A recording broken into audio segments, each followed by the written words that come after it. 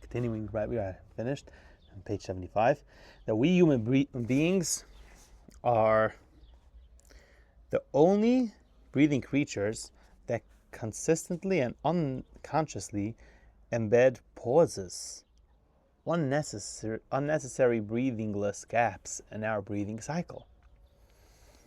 Watch a dog or a cat and notice how they breathe continuously without pausing.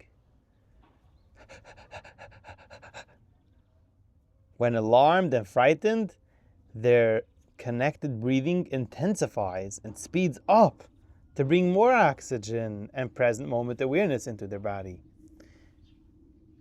In comparison, we humans continually pause between breaths. When we become alarmed and frightened, we even stop breathing altogether and enter an unbalanced breathing cycle that leads to hyperventilation and asthma. Okay.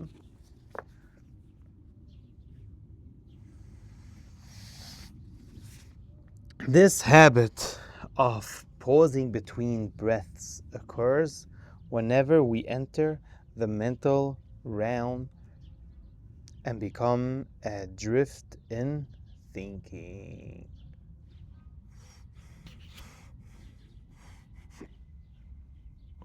And we stop. If we are absorbed by the circumstances of the past and projected future, or we exit the present by placing our attention beyond our present circumstances, we pause between breaths. When we observe others who are deep in thought or distracted, we see how they too consistently pause between breaths. In other words, whenever we aren't present, our breathing isn't consistent, consciously connected. Because consciously connected breathing occurs only in the present. Breathing creatures not living in time, not adrift in the thinking of the mental plane, don't pause consciously. One of the benefits of the present process is that it brings attention to the disconnected condition of our breathing mechanism. Consequently, we restore harmony to our breathing pattern. The way we breathe, especially during the breathing practice, is a reflection of the way we live life. Are we connected and present, or are we disconnected and absent? This is the first thing. The second thing about conscious connected breathing, this process at work during a consciously connected breathing session is oxygenation.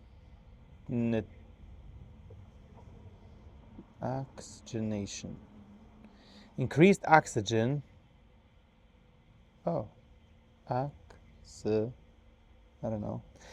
Occurs during breathing sessions because our breathing pattern becomes normalized. We get more oxygen. Other than whales, dolphins, seals, crocodiles, hippopotami,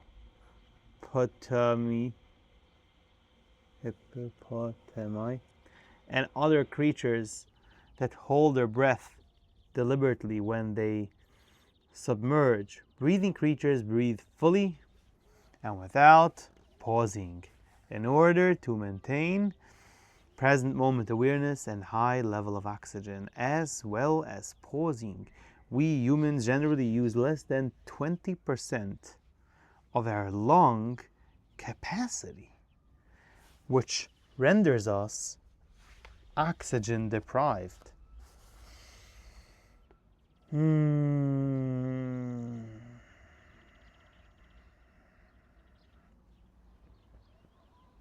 a primarily physical level, oxygen is life. When contemplating this, we realize it's in our best interest to oxygenate our physical form efficiently. We only use a small percent of our inner wisdom, and we only use a small percent of our lung capacity.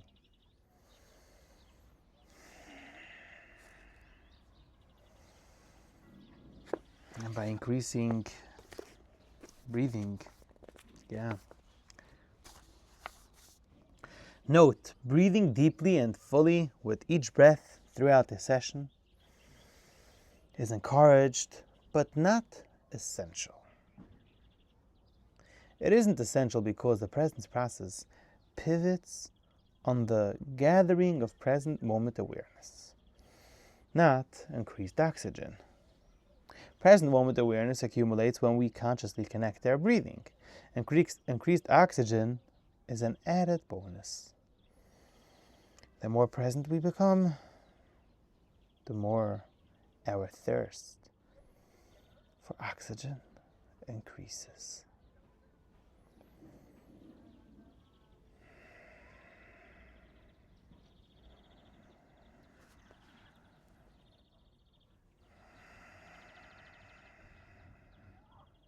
Consciously connected breathing isn't to be confused with hyperventilation. Hyperventilation is a consequence of an imbalance between oxygen and carbon dioxide and results from force, unnatural, exaggerated, and traumatic breathing. Because consciously connected breathing isn't unnatural. It instills harmony. It releases trauma instead of stimulating it.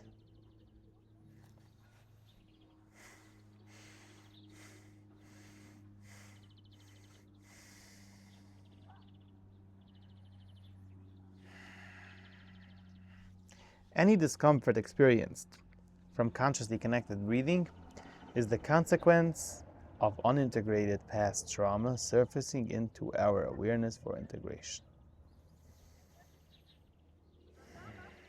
When you do consciously connected breathing, any discomfort is really just an unintegrated trauma surfacing.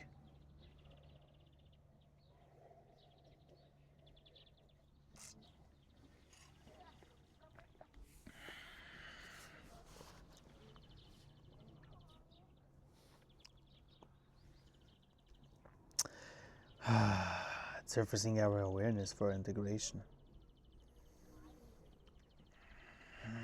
Discomfort experienced during a consciously connected breathing session is purposeful and valid. We welcome it as an indicator of the inner causal impact the presence process is having.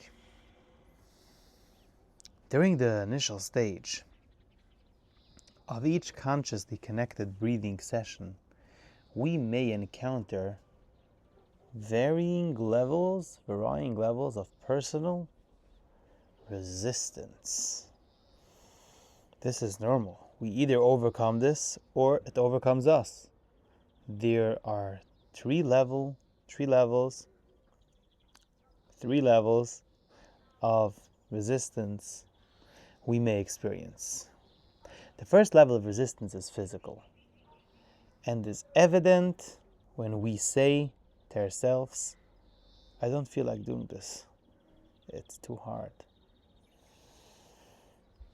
Second level of resistance is mental. Is evident when we say to ourselves, I don't feel like doing this because nothing is happening. The third level of resistance is emotional and is evident when we say to ourselves, I think I can stop now because I feel all right, fine and okay. Or when we use such emotionally numb words, like, I don't need it now.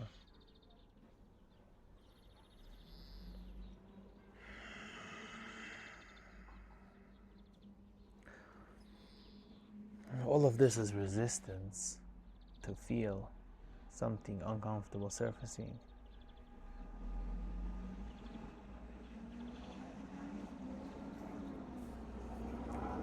We know we have passed through our resistance when, in the midst of a breathing session, we honestly feel, this is fantastic. I could keep breathing like this forever. Regardless of the experience we have during our breathing practice, it's useful to remember that just the act of keeping our breathing connected to the best of our ability accomplishes the requirement of each breathing session. Even if it wasn't so fully filling up your lungs, and even if it wasn't so present.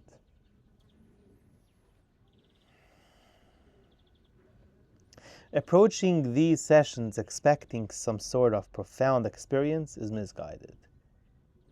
There are no prescribed experience we are supposed to have. The breathing sessions aren't intended to be the experience. Our life is. Ooh, bingo. We're not breathing away from life.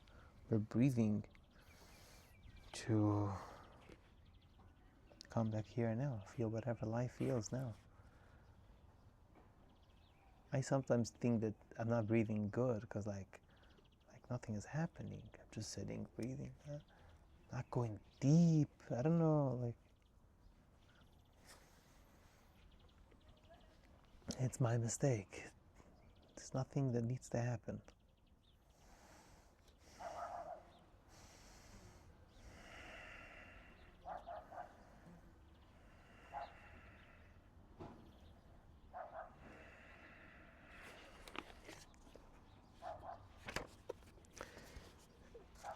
Our only intent is keeping our breathing connected. When approached in this manner, we discover each breathing session we enter is unique.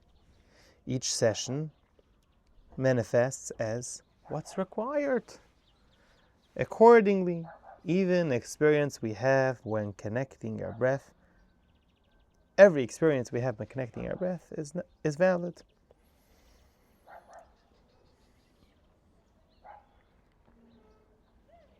We are likely to be instances when we feel unable to stay conscious during our breathing practice and find ourselves falling asleep. Why is this? Some people, when they start breathing, they start falling asleep without the breathing session. And you know why it is? When we consciously connect our breathing, we are anchoring an aspect of our awareness in the present, instead of allowing all of it to drift into either the past or a projected future. That's what happens by consciously connected breathing. To some level, we're being more in the present.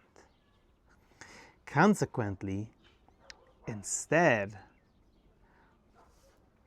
of all our attention leaving the present and journeying to some of these places in time,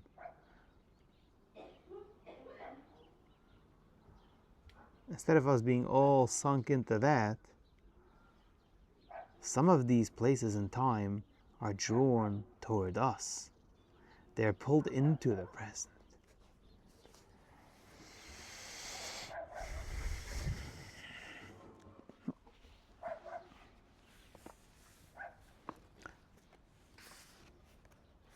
Instead of being all drawn into the experience, We might be here, having an experience, realizing some stuff.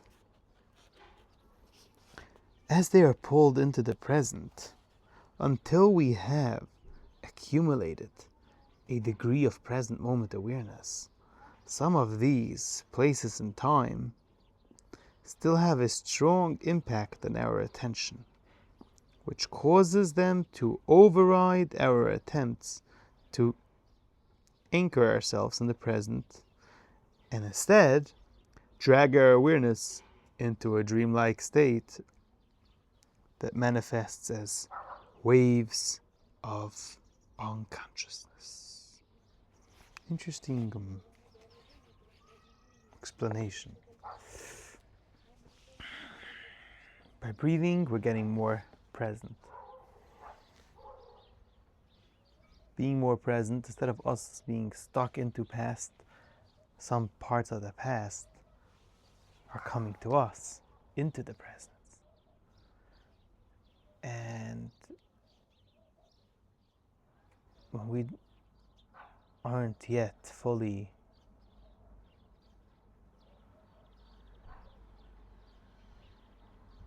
grown into presence, we might want to fall into bad places.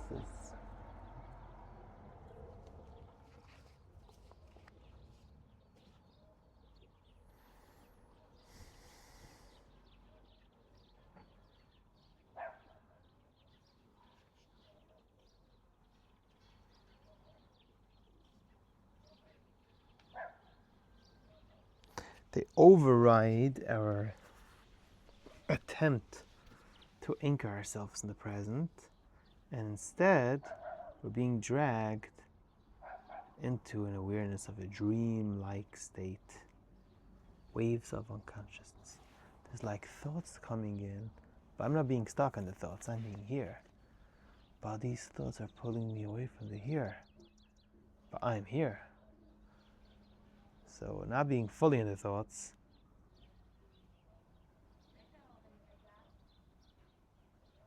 interesting.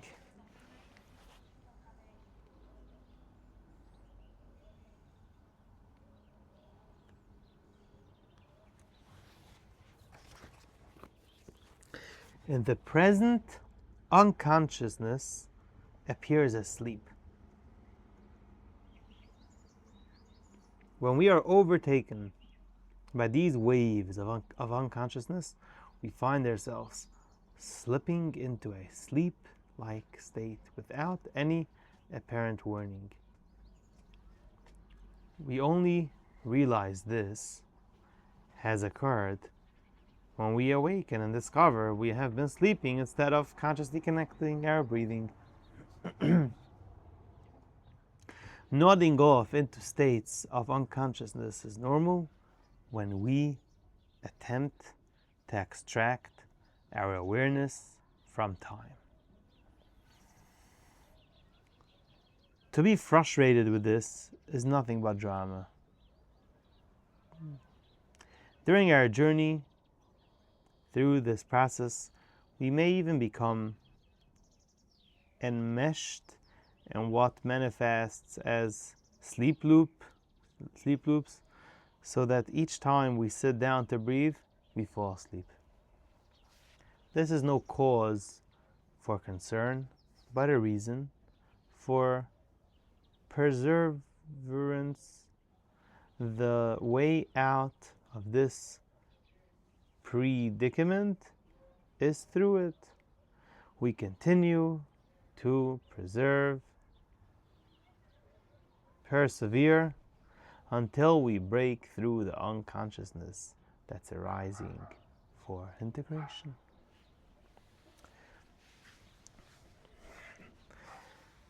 Through consistent daily attention to our breathing practice, we accumulate enough present moment awareness to anchor our awareness in the present while breathing. Then these unconscious places in time no longer have the capacity to drag us into unconsciousness. Instead, we drag these unconsciousness past experiences into the present to be integrated. They are perceptual dream states and cannot survive present moment awareness. So, this was the first thing about the process, the breathing practice. Connected breathing. And that's the heart of the process.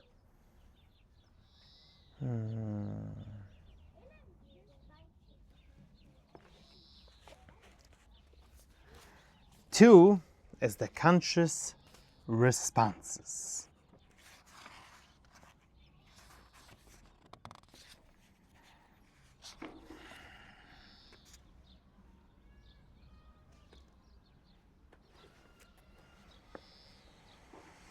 The conscious responses.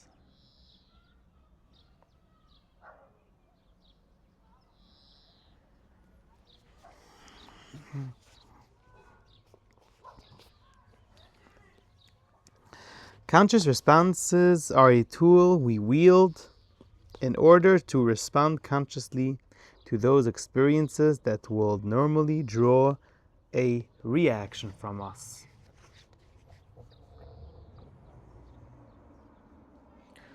While I'm sitting over here, I'm just recording, and nothing is causing me to react. Well, let's say when someone is triggering me, someone tells me something,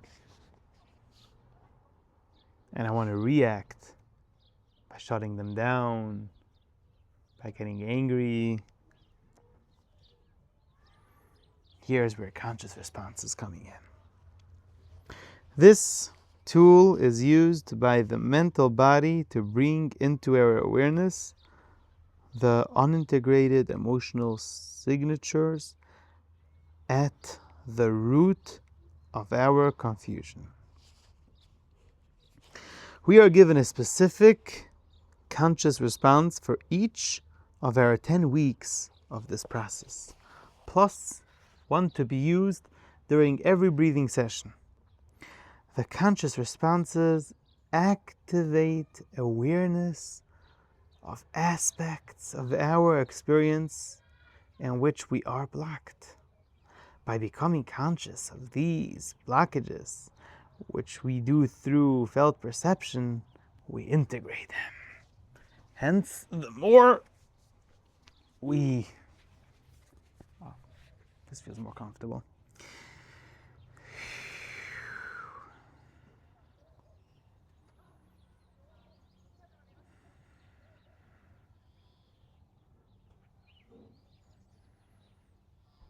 Hence, the more we apply this perceptual tool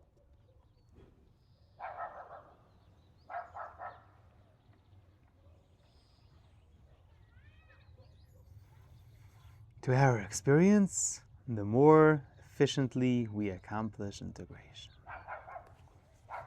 Parts of our experience which we are not aware of. And some conscious responses could help us realize this awareness.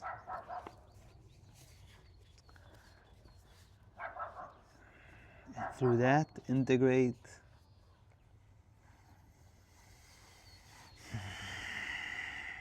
these conscious responses are also designed to replace stinking thinking, our unproductive thought patterns, with responsible mental processes. Whenever we aren't mentally occupied, it serves us well to repeat our conscious response for the week.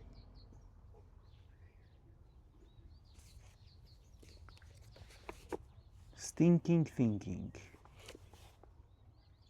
unproductive thought patterns.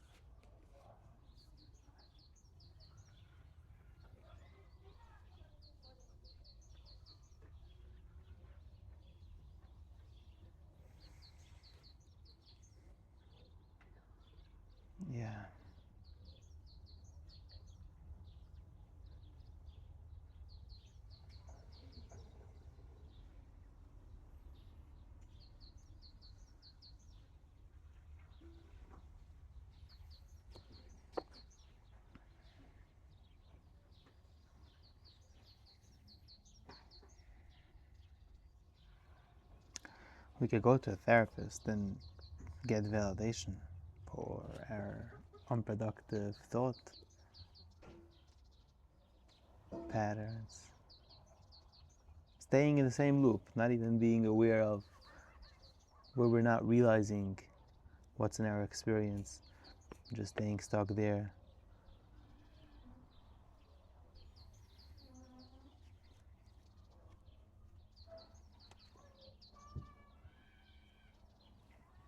We could stay in such loops for years, being mad at the people that don't understand why we're so hurt, first off,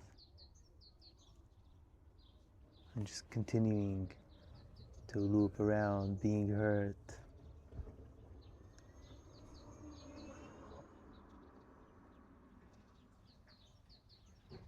Conscious response is not disvalidating the experience, it's just making us aware of another aspect of our own awareness, which we're blocked to, I guess.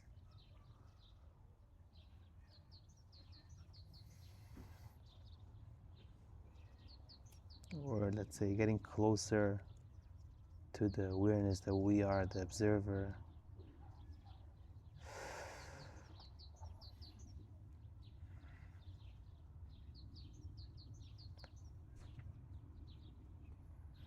And through that,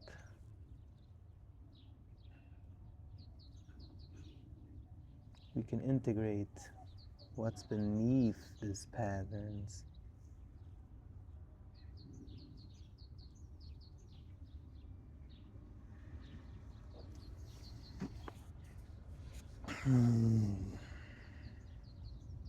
So whenever we aren't mentally occupied, it serves us well to repeat our conscious response of the week. Our mental body may resist and even reject these conscious responses. This is normal. Sometimes realizing we have gone through a whole day without consciously visiting these mental statements, and those reminding ourselves to do so, is a necessary part of the process. The process of forgetting them, then remembering to use them, is beneficial. It strengthens the mental muscle we use to draw our attention into the present and anchor it here. Conscious responses aren't wishful thinking, and neither are they positive affirmations. They are causal. They don't concern themselves with the effects of the emotional blockage, but with our capacity to act causally.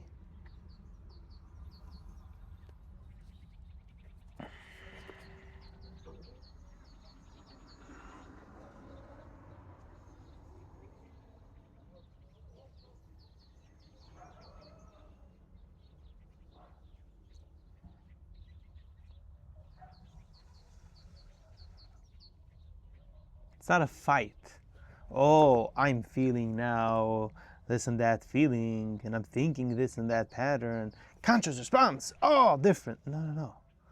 They're just adding more awareness. What's beneath these thoughts? And realizing that I can also respond instead of react there, at the causal point.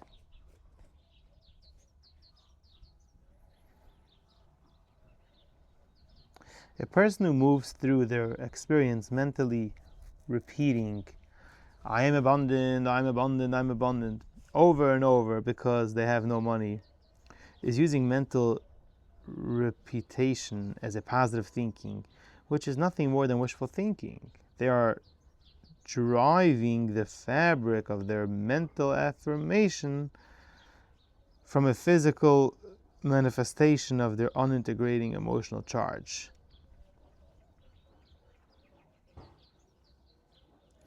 They're trying to change their mental thoughts.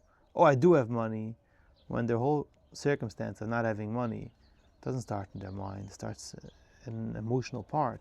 Something needs to be integrated emotionally. In other words, they're using a mere effect to address an effect. When a person repeats, I'm abundant, their mental affirmation isn't touching the cause of their financial lack of money, which is their point of focus. Lack of money, which is the point of focus, is an effect of an emotional blockage, not the cause. Therefore, the quality of their mental affirmation is important. It's in effect, shul. It doesn't do an effect, because it's busy with the effect, not with the cause. These conscious responses are also aligned with the realization that when we seek to anchor our awareness in a real comprehension of what peace is, we are required to become aware of the chaos we have been projecting that has obscured this realization.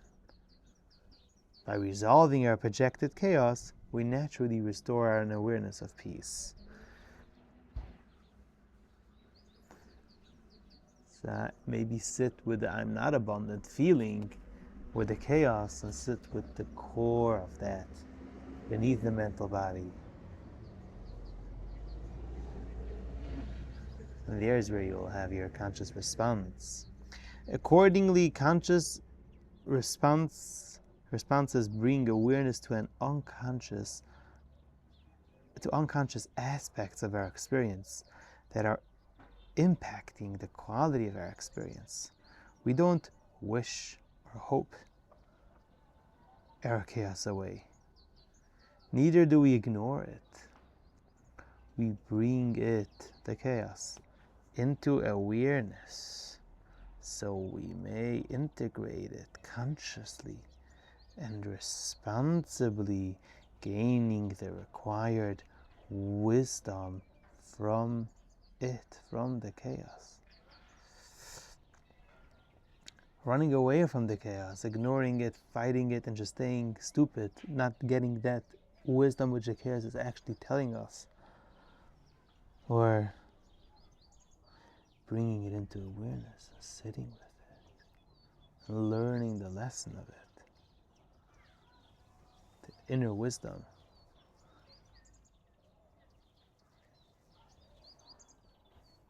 And integrate it through that. By taking responsibility for the quality of our experience we are having, which doesn't serve us, we liberate ourselves from waiting for the world to change so we may at last enjoy ourselves. No more waiting for the world to change. So the second thing about the conscious response is very, very, very deep. I don't know if I understand it fully yet. But it's definitely not a response which is shutting down the emotional, the mental, stinking thinking, or the emotion. No, opposite. It's embracing it into awareness, realizing that cause of it